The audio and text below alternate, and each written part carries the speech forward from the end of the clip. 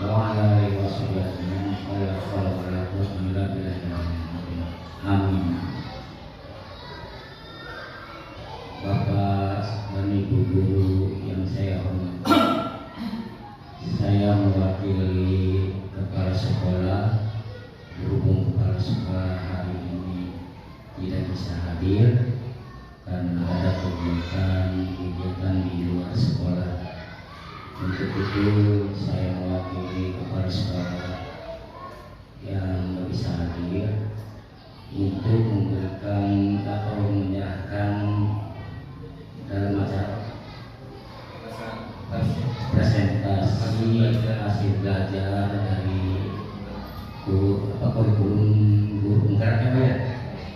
Untuk itu dan selanjutnya silakan keterangannya atau penjelasannya saya serahkan kepada Bapak Yusuf yang menjadi guru penggerak yang mengikuti belajar guru penggerak saya secara singkat saja. Saya akhiri. Wassalamualaikum warahmatullahi wabarakatuh. Waalaikumsalam warahmatullahi wabarakatuh. Terima kasih Bapak. Langsung saja ya. Saya di sini bukan berarti untuk menggurui, tapi saya hanya mau berbagi tentang apa yang saya pernah dapatkan dari pendidikan guru penggerak yang selama sudah hampir 2 bulan. Saya akan memberikan presentasi pemahaman tentang penerapan budaya positif di sekolah. Ini sedikit profil saya. Selanjutnya, konsep budaya, inti budaya positif pada dasarnya adalah hanya ada 8, yaitu perubahan paradigma belajar, disiplin positif, nilai-nilai kebajikan, kebutuhan dasar manusia, motivasi perilaku manusia, posisi kontrol guru, keyakinan kelas, dan segitiga restitusi, di mana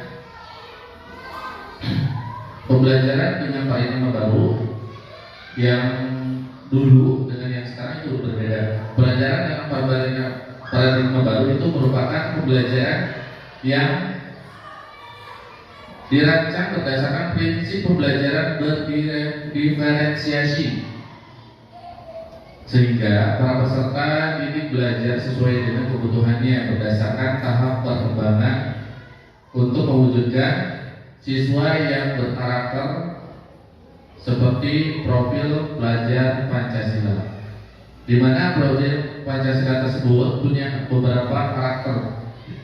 Yang pertama adalah beriman dan bertakwa kepada Tuhan Yang Maha Esa dan berakhlak mulia, bukan orang karimah ya, seperti kemarin. Nah, kedua itu berkebinekaan global. Yang ketiga gotong royong. Seterusnya adalah kreatif dan bernalar kritis, juga mandiri. Oke, selanjutnya di sini kita biasanya ada miskonsepsi konsep tentang pendidikan. Nah, tentang teori kontrol, biasanya ada ilusi bahwasannya guru itu harus mengontrol murid. Kamu harus seperti ini, bisa ada juga ilusi bahwa kritik dan membuat rasa bersalah mampu menguatkan karakter. Karena kamu sudah bersalah, jadi kamu harus begini. Ada juga ilusi bahwa orang dewasa itu berhak memaksa. Nah, biasanya kan, Dek, kamu harus ikut dengan Bapak, harus mau belajar yang seperti ini, nanti kamu akan bisa seperti ini dan sebagainya. Nah, ada juga ilusi bahwa semua penguatan positif efektif dan bermanfaat. Oke, itu semuanya adalah ilusi yang biasanya miskonsepsi konsepnya kebalikan gitu, tidak sesuai dengan kenyataan. Nah, mengubah paradigma dari stimulus respon ke pendekatan teori kontrol. Di sini biasanya kita realitasnya adalah kita semuanya sama. Manusia itu mempunyai kebutuhan yang sama.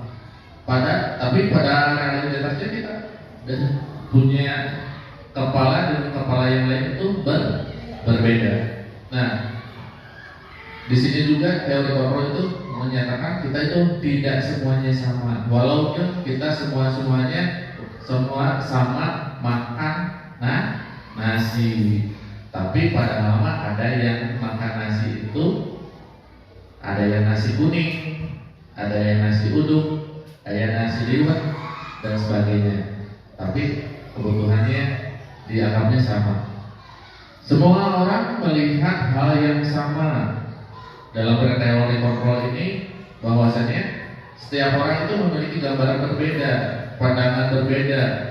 Misalnya bapak ini tuh Pak Yusuf itu adalah orang ganteng, tapi belum tentu dengan Ibu Hilda. Ibu Hilda mungkin Pak Yusuf itu orangnya gendut, gemoy gitu, bukan nggak ganteng juga, tapi nggak dianggap lebih menarik gitu. Stimulus yang berikutnya adalah kita mencoba mengubah orang agar berperadangan sama dengan kita. Biasanya begitu kan ya, kita mengajak orang itu biar kita tuh ada satu isme harus sama gitu. Karena kita itu sama gitu, kita geng yang sama gitu. Tapi dalam teori kontrol ini kita berusaha memahami pandangan orang lain tentang dunia. Jadi bahwasannya orang lain, kita harus memasuki ke dunia orang lain untuk menyamakan persepsi atau menyamakan frekuensi kita gitu. Jangan egois bahasanya gitu. Tidak egois. Orang lain harus peduli sama kita, tapi kita tidak peduli sama mereka. Nah, selanjutnya adalah orang lain bisa mengontrol saya. Dalam teori kontrol ini hanya Anda yang bisa mengontrol diri Anda sendiri. Kita juga coba Bapak Ibu kepalkan tangan Bapak Ibu, dikepalkan. Kalau saya bilang silahkan dibuka, tapi hati Bapak Ibu tidak membuka, apakah bisa? Tidak bisa kan? Bapak Ibu silahkan buka kepalanya. Saya mah pengennya juga tidak dibuka karena ini berharga buat saya. Jadi hanya diri sendiri yang bisa mengontrol dirinya sendiri, tidak bisa dikontrol sama orang lain. Terima kasih. Selanjutnya adalah mengontrol. Saya bisa mengontrol orang lain. Itu untuk kebalikan dari yang tadi. Pemaksaan ada pada saat bujukan yang gagal. Nih, Haji jangan nangis sih. Haji jangan nangis. Nah, seperti itu. Itu ada pemaksaan, jadi dipaksakan gitu. Karena si Haji biasanya nangis pada waktu Mas, ya Haji masih enjing, kayak nangis terus siang aja. Ya, ada yang seperti itu. Kolaborasi dan konsensus menciptakan pilihan baru. Jadi kita memberikan konsekuensi dulu atau berkolaborasi dulu dengan pihak terkait untuk menangani cara Haji agar tidak nangis setiap harinya. Gimana dengan kolaborasi dengan orang tuanya, dengan guru BP misalkan, konsultasi dengan pihak-pihak yang biasanya mengganggu Haji. Jadi nanti ada pilihan lain menciptakan keharmonisan yang lain gitu. Selanjutnya adalah berpikir menang atau kalah. Tapi di teori kontrol itu berpikirnya menang-menang. Jadi tidak ada yang kalah.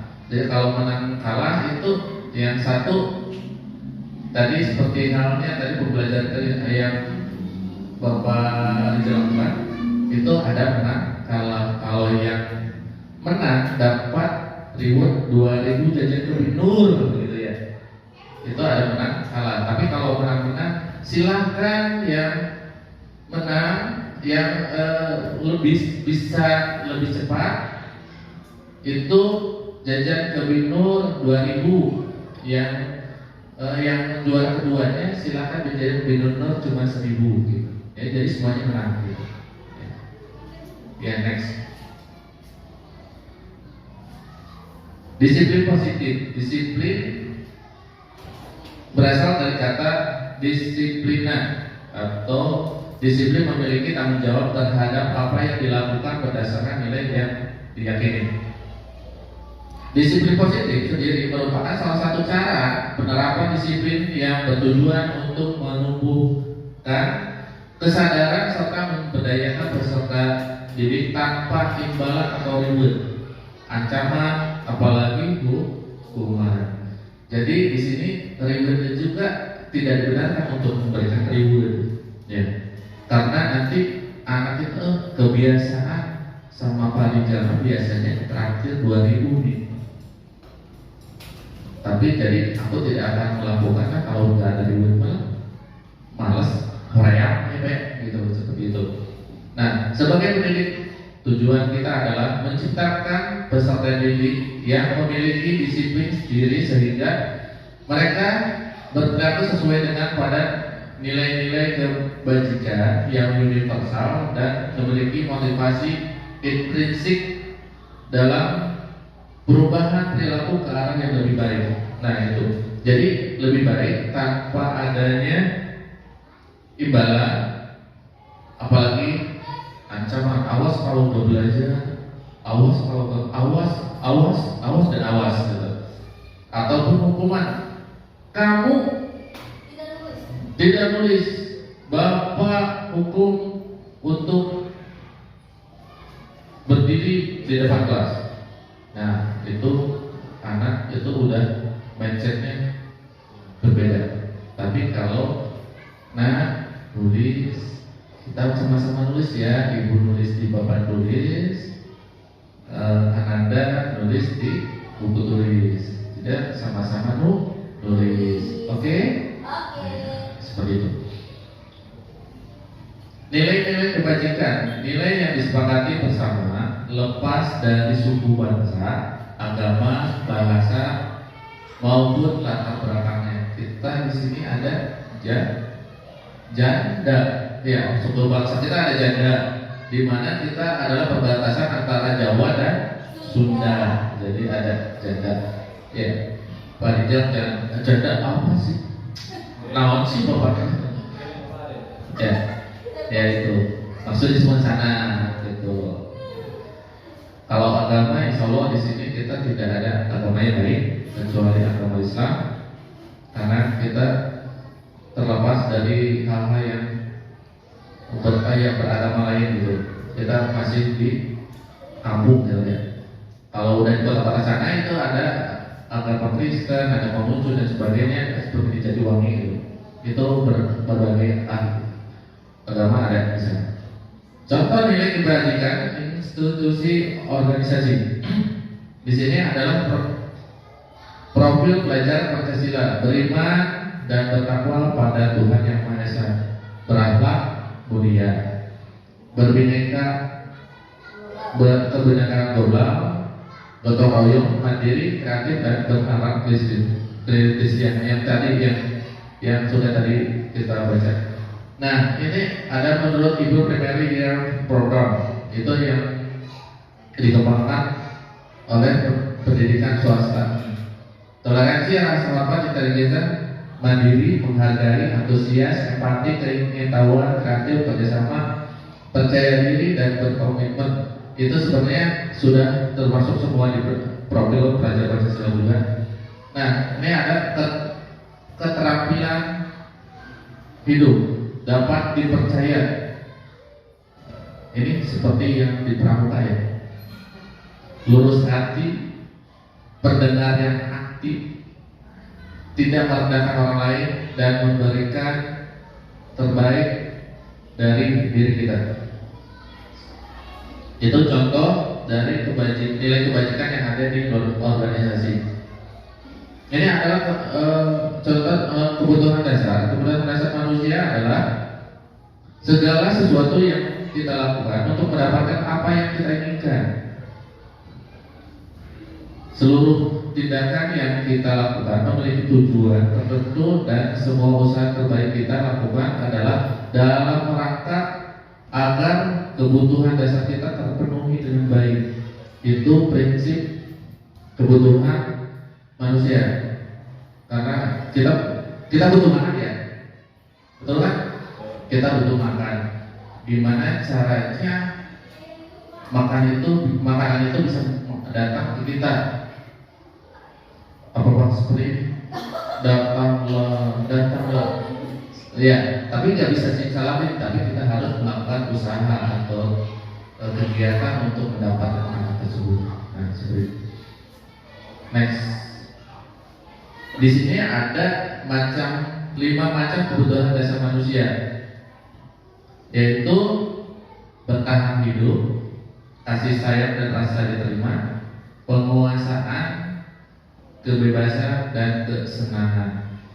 Kebutuhan hidup itu biasanya berhubungan dengan makanan, pakaian, tempat tinggal, keamanan dan kesehatan. Itu adalah kebutuhan pokok manusia atau kebutuhan primer ya. Ya, seperti itu, primer, tersier dan sekunder. Tapi ini sepertinya masuknya ke dalam kebutuhan primer karena kita butuh dia pokok. Makanan, pakaian itu butuh, tempat tinggal juga butuh. Keamanan, kalau punya tempat tinggal tapi tidak aman, kita juga merasa resah gitu ya. Dan yang utama adalah kesehatan. Ini kebutuhan yang kedua adalah kasih sayang dan rasa diterima. Rasa diterima, dipedulikan, berbagi, kerjasama, menjadi bagian dalam suatu kelompok. Itu ya seperti kita ini. Penguasaan, harga diri, itu biasanya penguasa gitu ya. Harga diri, keinginan untuk dianggap, memimpin, berprestasi, diakui dan didengar. Nah, ini seperti yang kemarin kita pemilu dan caleg itu, yang seperti itu sangat terlihat jelas untuk pengen ada penguasaan. Nah, selanjutnya adalah kebebasan, mandiri, memiliki pilihan, mencoba hal baru, mampu mengendalikan arah dirinya. Itu untuk kebebasan. Kita bebas untuk melakukan apapun yang kita mau gitu. Kesenangan itu bermain, humor, antusiasme dan tertawa. Itu kesenangan itu bersifat, adalah sifatnya gitu. Kita pengen senang, dan tidak kelihatan bentuknya tapi sifatnya. Lanjut. Motivasi perilaku manusia. Motivasi perilaku manusia itu terdiri ada 2, yaitu ekstrinsik dan intrinsik. Ada yang tahu ekstrinsik itu? Dari dalam, dan intrinsik dari. Oh, terima kasih. Berarti terundurkan kalau seperti itu, tidak ngantuk ya. Terima kasih. Tadi hanya kita memancing, ternyata ada yang bangun nih. Untuk menghindari ketidaknyamanan atau hubungan itu, urang mempertimbang asup sekolah, jadi hukum datang pengawalan hampir jadi hukum. Nah itu motivasinya. Untuk mendapatkan imbalan atau penghargaan dari orang lainnya, seperti itu Pak Rijal yang tadi. Saya pengen belajarnya penjas aja lah, dan biar dapat 2.000 dari Pak Rijal gitu. Jadi tiap hari itu pengennya penjas terus, PJOA terus, jadi senang-senang terus ya. Nah itu motivasi intrinsik itu adalah dari dalam diri sendiri. Untuk menjadi orang yang mereka inginkan dan menghargai diri sendiri dengan nilai-nilai yang mereka percaya. Saya ingin menjadi presiden. Jadi saya mulai dari sejak dini saya harus belajar, tekun belajar dan menjadi orang yang cerdas dan biar bisa bermanfaat untuk nusa dan bangsa. Itu biasanya itu datang dari dalam diri sendiri.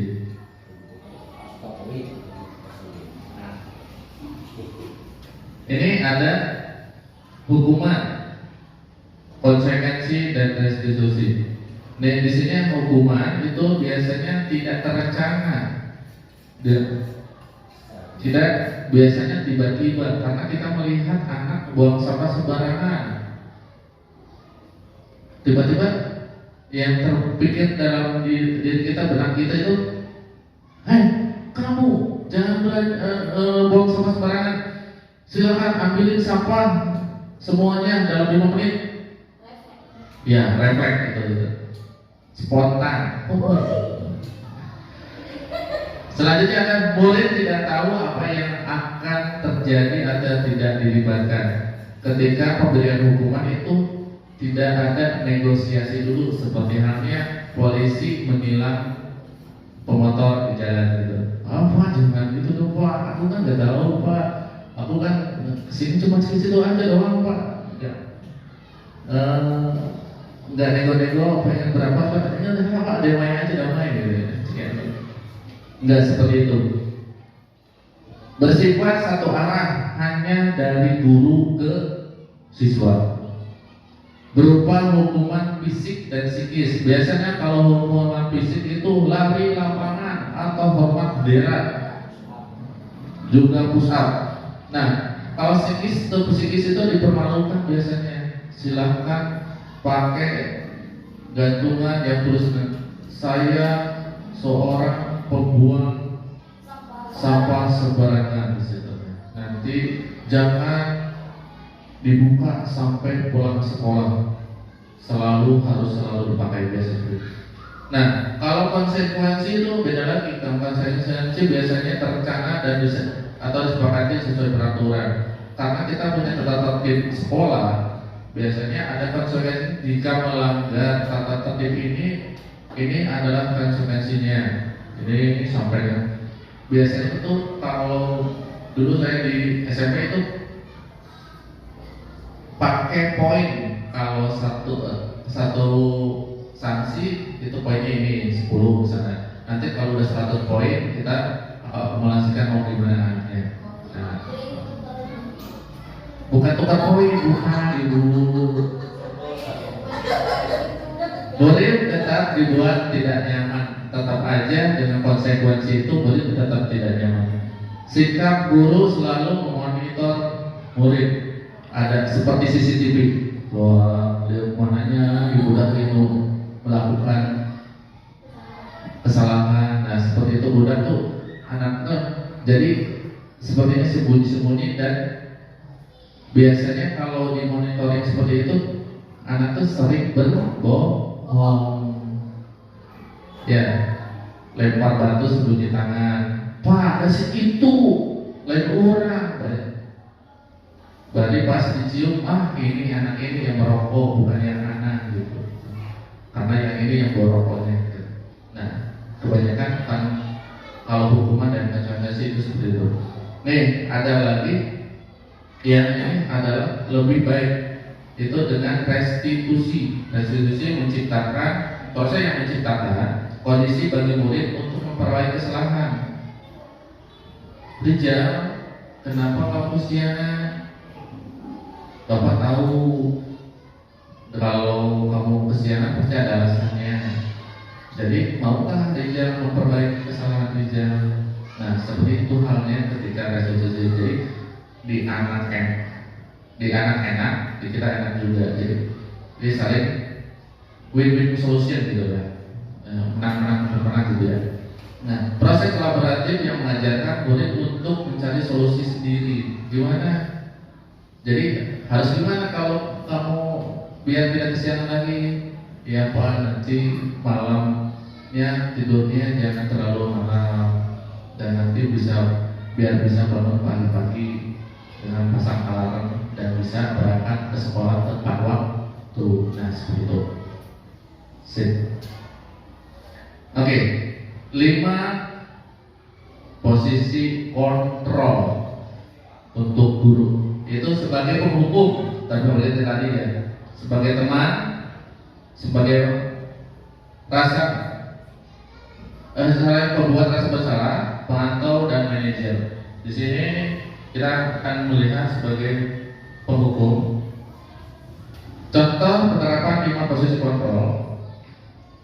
Kasus siswa tidak memakai atribut pada saat upacara. Seperti halnya kita pas upacara ada aja anak yang nggak pakai topi, tidak pakai dasi, bersepatu warna-warni selain hitam ya, itu makanya. Dan bajunya juga ada yang tidak pakai atribut sekolah. Nah, kalau penghukum itu biasanya kamu silakan setelah selesai upacara bendera, hormat bendera selama 1 jam. Itu ada hukuman. Untuk pembuat rasa bersalah, berapa kali ibu terus harus memberitahu kamu selalu aja mengajak orang ibu buat. Jadi dikasih apa? Orang sama lagi. Dah, ibu kita mau apa baik? Kayak mama mau pacar bela. Nah, ada lagi yang dengan bahasa teman.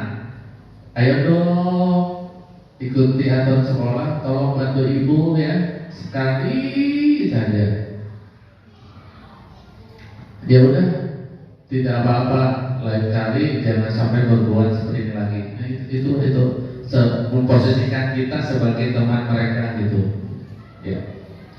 Next adalah untuk yang pemantau. Di sini pemantau, kamu sudah melanggar peraturan sekolah. Kamu tahu konsekuensinya kalau tidak pakai topi. Setelah upacara kamu beli atribut ya ke koperasi dan jangan diulangi lagi. Nah, itu untuk pemantau. Dan pemantau itu lebih baik daripada hukuman dan membuat rasa bersalah. Ini apalagi ada lagi yang posisinya sebagai manajer. Manajer itu sebagai menganggap kita adalah orang tua bagi mereka. Apakah kamu tahu kesalahan kamu? Tahu bu? Apa coba kesalahannya? Saya nggak pakai bawa topi. Kira-kira bagaimana kamu untuk memperbaikinya? Ya bu, kalau besok-besok saya bawa topi selalu di tas untuk tiap hari Senin. Terima kasih, tos dulu tos. Jadi ada kepercayaan diri mereka gitu, membangkitkan kepercayaan diri mereka seperti itu. Nah, selanjutnya adalah ini ada posisi kontrol. Apakah saya kecewa sekali dengan kamu. Apa posisi kontrolnya? Pembuat rasa bersalah. Saya kecewa. Oh iya. Saya kecewa itu biasanya. Jadi dia merasa bersalah. Next. Posisi kontrol. Apakah kamu tidak pernah benar melakukannya? Nah, ini posisi kontrol apa ibu?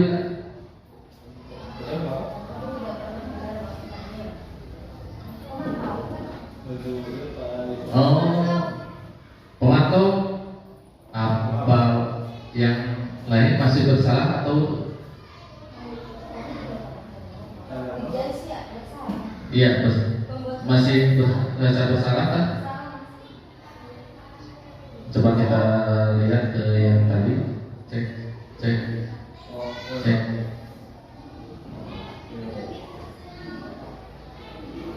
Kamu tidak pernah menjudgment gitu. Itu rasa bersalah. Oke. Kalau ini kan Kamu tahu gak konsekuensinya seperti ini kalau ada peraturan sekolah seperti ini? Nah itu yang biasa kamu tahu ya. Nah selanjutnya apa rencanamu untuk menyelesaikan masalah ini? Nah ini manajer, terima kasih Pak. Ya, makin kesini makin bagus. Ayolah lakukan demi ibu, nah demi teman, mantap. Posisi kontra kamu tidak pernah mendapatkan nilai jika tidak mengerjakan tugas. Nah ini yang tadi ibu lihat. Pemantau ya. Jika kamu tidak mengerjakan tugas maka tidak dapat nilai. Nah itu pemantau. Keyakinan kelas. Nah nanti kita punya keyakinan kelas tapi bukan peraturan kelas, karena kita punya keyakinan bahwa kelas kita itu pengen seperti apa. Jadi menciptakan kelas yang kondusif dan efektif. Nah jadi kalau mengapa bukan peraturan biasanya ada sanksi, biasanya kalau peraturan ada sanksi, ada konsekuensi. Tapi kalau keyakinan kelas kita pun yang diyakini dipercaya kita kalau kita dengan kemauan sendiri gitu ya, kesadaran sendiri. Nah itu untuk keyakinan kelas begitu. Ya, kedisiplinan tapi datangnya dari diri sendiri, bukan dari karena tekanan orang lain gitu, bukan ancaman atau pemberian hadiah juga. Pembentukan keyakinan kelas itu bersifat abstrak, berupa pernyataan universal, dibuat dalam pernyataan positif, sedikit saja agar mudah diingat. Misalnya ada 5 rupa-rupa warnanya. Sesuaikan dengan kondisi kelas dan sekolah hingga mudah diterapkan. Semua warga sekolah atau warga kelas dilibatkan saat membuatnya. Nanti aku pengen kelas ini selalu ketika belajar tidak ada keributan. Di situ tulis aja saling menghargai satu sama lain. Nah kan kalau yang ini ribut tapi yang ini pengen ini, jadi kita kalau yang ribut Pak Bu izin saya mau ke belakang mau ngobrol dengan teman saya misal seperti itu ya. Berarti seperti tugas mandiri. Iya ya, mereka mandiri dengan sendirinya ya. Sistemnya mandiri dari hati ke hati, bukan dari atasan ke bawah. Itu bukan komando, adjustment kalau yang komando itu. Nah, ketiga restitusi, suatu proses dialog yang dijalankan oleh guru agar dapat menghasilkan murid yang mandiri dan bertanggung jawab. Nah, seperti tadi Bapak yang mandiri ini terjawab di sini dan bertanggung jawab. Jadi kita membiarkan anaknya berpikir positif, yang memberikan kebiasaan positif. Kalau mereka dari diri sendirinya udah berpikir positif, semuanya juga akan tercapai dan bisa diterapkan dan memiliki tanggung jawab di sini.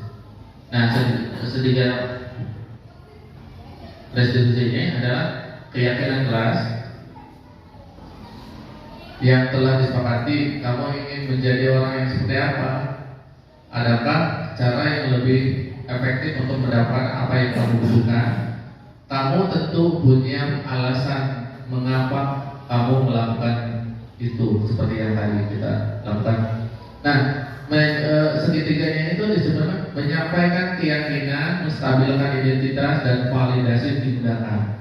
Itu adalah segitiga restitusi.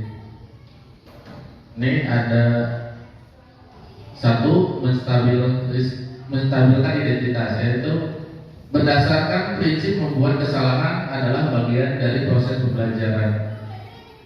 Kata itu pengalaman adalah guru terbaik. Nah, kalau tidak ada kesalahan itu kita tidak ada pembelajaran gitu. Oh, ini teh kita teh salah kalau menjahit seperti ini, jadi yang bolongnya tidak tertutupi. Oh, jadi dibalikin lagi, kita belajar dari kesalahan. Nah, berbuat salah itu wajar. Tidak ada manusia yang sempurna. Yang sempurna hanya rokok mata. Ibu bapak juga pernah melakukan itu. Ibu bapak tidak mau mencari siapa yang salah, tapi ibu bapak ingin mencari solusi dari permasalahan ini. Ini yang biasa kita lakukan terhadap anak yang bersalah, nanti mencari solusi yang terbaik. Kamu berhak merasa begitu. Kamu berhak karena kamu punya alasan. Lanjut. Ini validasi tindakan. Berdasarkan validasi, prinsip setiap perilaku berupaya memenuhi suatu kebutuhan tertentu. Kamu pasti punya alasan kenapa kamu terlambat seperti tadi. Padahal kamu bisa melakukan yang lebih buruk lagi daripada ini. Misalnya tidak sekolah sekalian gitu, itu lebih buruk lagi. Kamu patut bangga karena telah melindungi sesuatu yang penting buatmu. Kamu melakukan karena mempertahankan sesuatu yang penting buatmu. Itu kata-kata yang biasa sebagai validasi. Next, menanyakan keyakinan. Nah, kita kan punya tadi keyakinan kelas sudah 32 misalnya. Berdasarkan prinsip teori kontrol bahwa pada dasarnya kita termotivasi secara intrinsik. Nah, di sini ada pertanyaan-pertanyaan yang menanyakan keyakinan. Apakah keyakinan kelas kita? Nah, ini Paul, ya.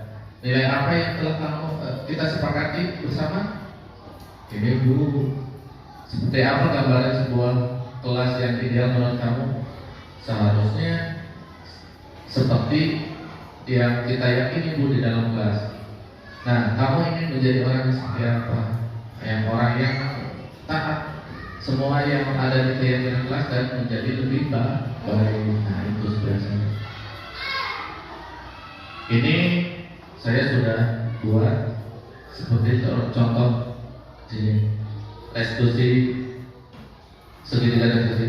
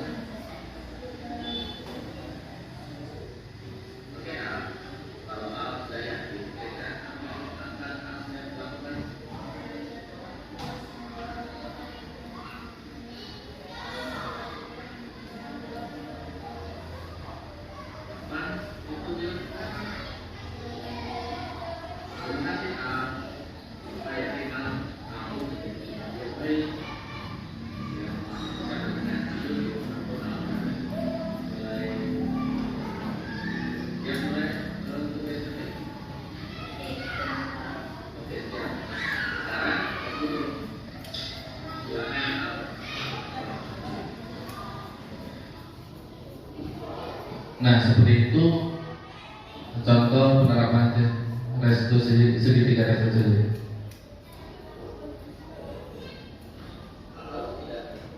Jadi menanyakan dulu kenapa berbuat salah, terus juga seperti halnya kita yang tadi lakukan, yaitu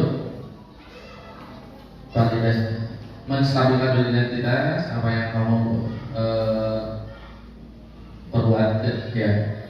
Terus berbuat salah itu wajar. Bapak juga sebagai manusia biasa melakukan kesalahan.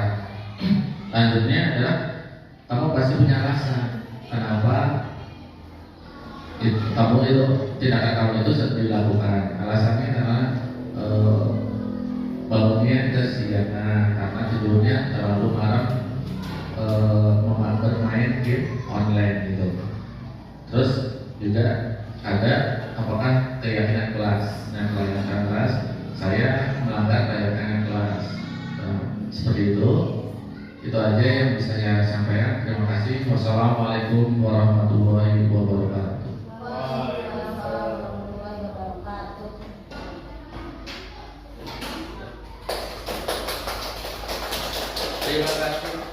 Terima kasih guru. Ada pertanyaan? Pas. Oke, terima kasih Bapak. Maaf, hanya itu bisa saya sampaikan. Mangga kembali beraktivitas. Terima kasih.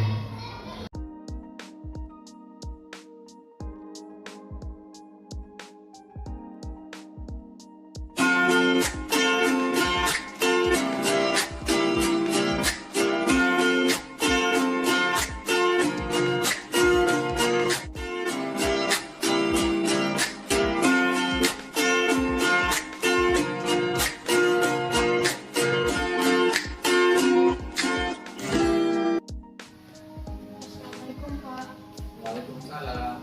Siap.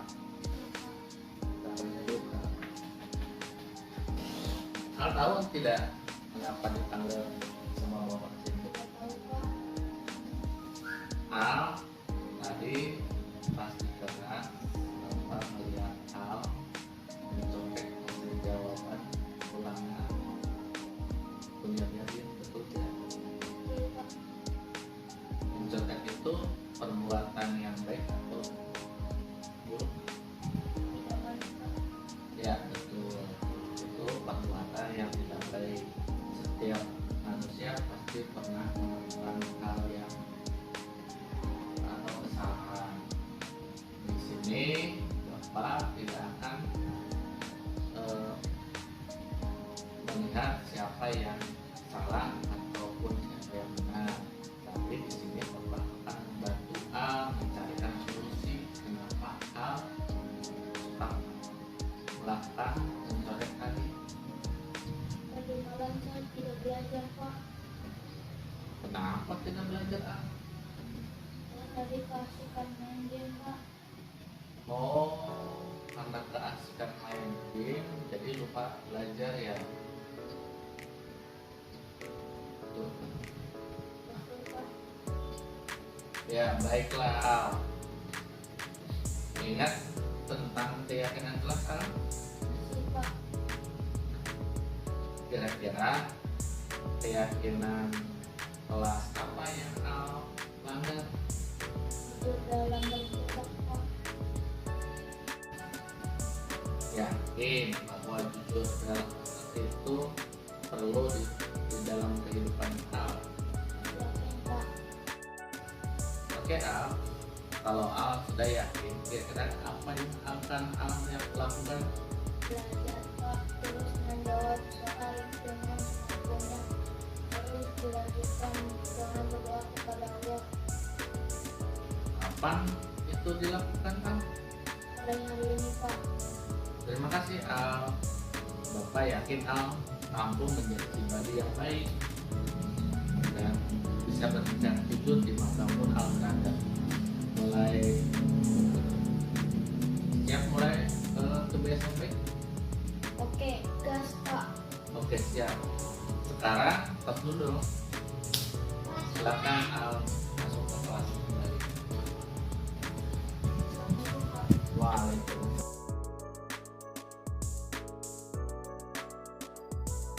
Assalamualaikum warahmatullahi wabarakatuh. Perkenalkan, nama saya Al, siswa SDN Panjalin Kidul 3. Saya merasa sangat senang diajak oleh Pak Yusuf untuk memahami masalah saya.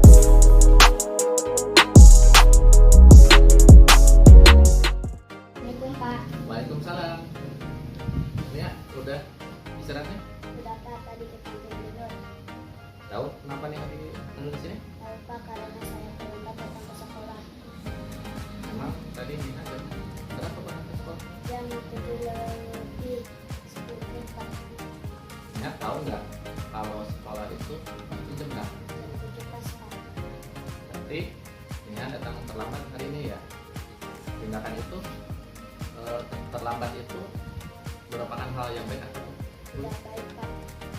baiklah. Ya, semua orang pernah melakukan kesalahan, tapi di sini Bapak tidak akan mencari siapa yang salah. Nah, tapi Bapak mau mencari solusi bagaimana menangani keterlambatan kita sekolah. Ya, Bu pasti punya alasan kenapa datang ke sekolah terlambat. Karena tidurnya semalaman, Pak.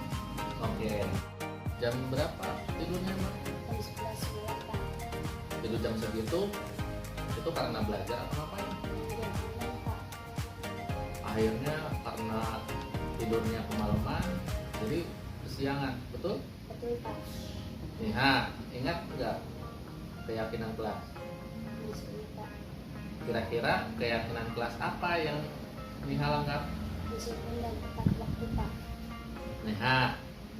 Niha yakin bahwa disiplin dan tepat waktu itu berguna untuk hidup Niha. Yakin, Pak. Sekarang apa yang Niha akan lakukan agar tidak terlambat lagi? Tidur lebih awal dan bangun lebih pagi dengan cara pasang alarm bangun pagi. Oke, tidur lebih awal. Jam berapa tidurnya? Jam 8 malam, Pak. Kemudian pasang alarm ya. Oke, pasang alarmnya nanti sebelum sholat subuh biar Niha bisa sholat subuh awal waktu. Dan, Pak. Oke, kalau begitu terus dulu dong. Silakan Niha kembali lagi ke kelas. Assalamualaikum, Pak.